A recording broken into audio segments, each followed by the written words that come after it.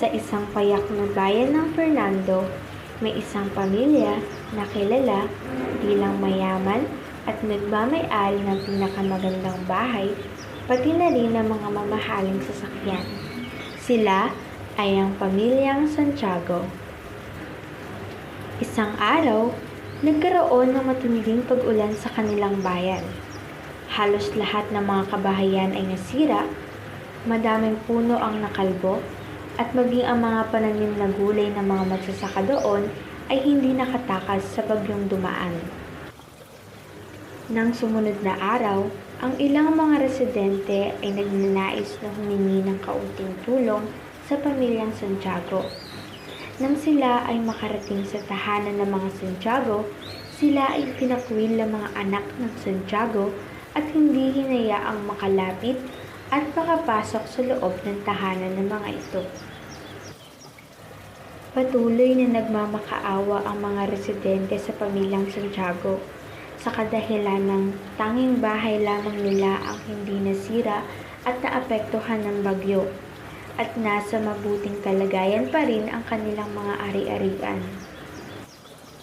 Samantalang ang mga kabahayan ng mga residente na gawa sa tagpi-tagpi na kahoy ay nasira at nawalan na ng saysay. Ang padre de pamilya ng pamilyang Santiago ay narinig ang mga boses ng mga residente. Dali-dali siyang lumabas at kinausap ang mga residente. Anong meron? At bakit kayo ay nagtitipon-tipon sa harap ng aming tahanan? Kayo ay pumarito sa loob at sumilong nang hindi kayo tuluyang mabasa ng ulan. Matinding dulot at kawalan po ang naranasan namin dahil sa bagyong dumaan. Kami po ay humihingi ng tulong kahit kunti lang po. Malamanan lamang ang mga kumakalam na tiyan ng aming mga pamilya. Dali-dali na tumayo ang ama at kinausap ang kanyang mga katulong upang ipaghanda na sila ng mga pagkain at kaunting pera para sa mga residente. Labis ang pasasalamat ng mga residente sa pamilyang Santiago at ipinangakong susuklian nila ang tulong na binigay ng pamilya. Walang anuman, tugtong ng ama. Ngunit, labis ang galit at sama ng loob ng kanyang mga anak sa ama. Nang makaalis na ang mga residente, kinompronta ng isang anak ang kanyang ama. Tay, bakit yun naman binigyan ng pera at pagkain ng mga taong yun?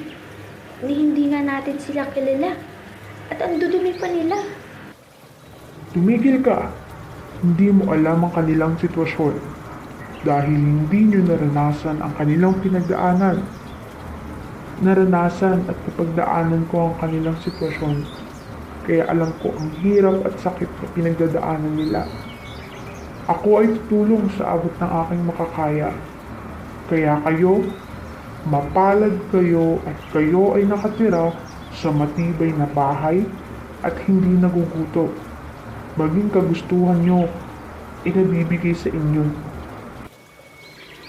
Pagkatapos ng kanilang usapan, humingi ng tawad ang mga anak sa kanilang ama at nangako na sila ay hihingi ng tawad sa kanilang nagawa sa mga residente at mag-aabot ng tulong sa mga ito. Tinupad naman nila ang kanilang mga pangako at humingi ng tawad. Sila rin ay nag-abot ng mga tulong sa mga residente.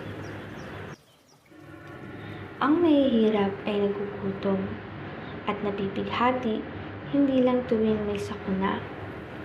Kung nakikita mong may nangangailangan ng tulong at nasa kapangyarihan ng iyong kamay na tumulong, bakit pa maghihintay ng okasyon bago mo ito gawin?